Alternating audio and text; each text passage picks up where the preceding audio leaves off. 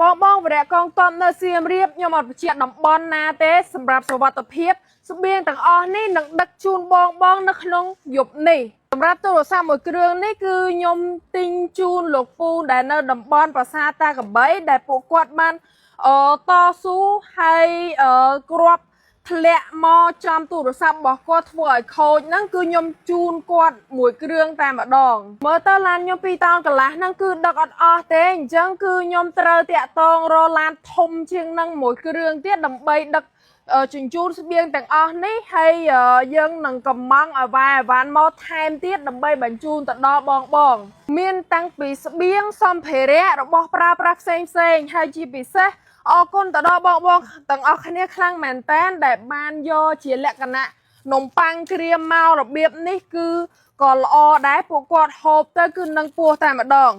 ជាពិសេសមួយទៀតគឺយើងក៏បានយកដូចជាសម្ភារៈអេឡិចត្រូនិកប្រើប្រាស់ដែលអត់ចាប់សេវាបានណាគឺ